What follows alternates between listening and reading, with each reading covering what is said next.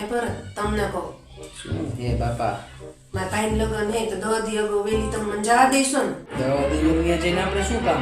10 દી વેલું જવું જ પડે ને પ્રસંગ. આપણે બે દી અગાઉ જવાનું, મારા ભેગું તારે આવવાનું કહી દઉં.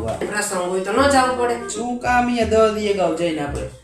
ઘણા બધા નાના મોટા કામ હોય. અહીંયા તાર મમ્મી તાર બેન ને તાર ભાઈ ને બધા હોય. મારી મમ્મી ની હોય પણ મારી મમ્મી ને આ પાર્લર ને મહેંદી નો ઓર્ડર માં ન ખબર પડે. મારી બેન હજી નાની પડે. જય ને બાપા માથું ખાધી. હા અને કબાટમાં જે ઇસ્ત્રી કરેલા કપડા આપણે બેના પડ્યા ને ઈ જ લઈને આવજો. બે મેચિંગ કરવાના ફોટા પડાવવાના. જો મેચિંગ આપણે કાઈ એવા કરવા નથી. આ ઈ મેચિંગ માં પોપટી જેવું લાગે. મારે તારી એક ફોટો પડાવવાનો નથી. ઘડિયાળમાં 1:30 વાગ્યો એવું લાગે.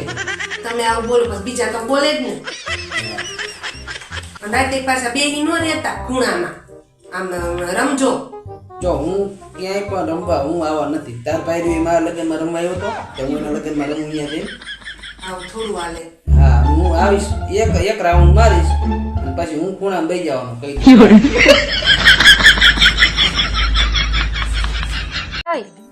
હું તમને શું કઉ છું, તમે જીમ ચાલુ કરી દો ને. ઓકા અરે તમને ખબર, તમે જીમ માં જાવ ને તો તમારી બોડી મજબૂત બની જાય.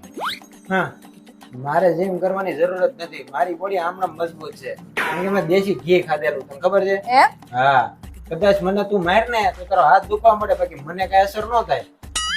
ટ્રાય કરવીશ તારે? હા મારી દો. તારો હાથ દુખશે, બાકી મને કઈ અસર નહીં થાય. જોયું? લાગે ને તને હવે? તો વાગ્યું મને. તો પછી લાવા પાણી ભરતી આવ. હારું.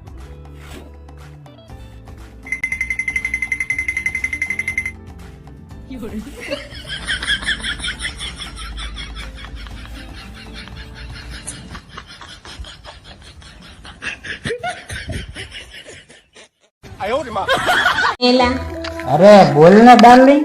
આપડા લગન થયા એ દિવસ કેવો હતો? અરે શું મસ્તી નો દિવસ હતો હે. અને ઈ દિવસે ઓલી તારી ફ્રેન્ડે હે ને કેવો ડિસ્કો કર્યો હે.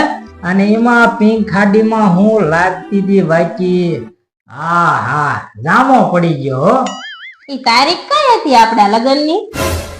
તારીખ મને યાદ હતી.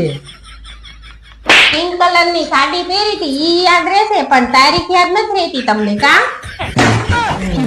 હું હે ને ઠંડા જઈને આવું. ઓય સાંભળો છો? હા બોલ ને. પણ આ બાજુવાળાનો છોકરો છે ને 99% લાવ્યો, બોલો. લે 99% લાવ્યો હે? તો બહુ સારું કહેવાય હે.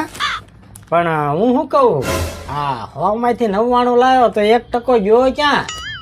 લે ઈ તો આપણો છોકરો લાવ્યો. હવે આમાં તમે મારી નાખશો. આ 1% જાણે 100 બરાબર લાગતો હોય એમ કરો.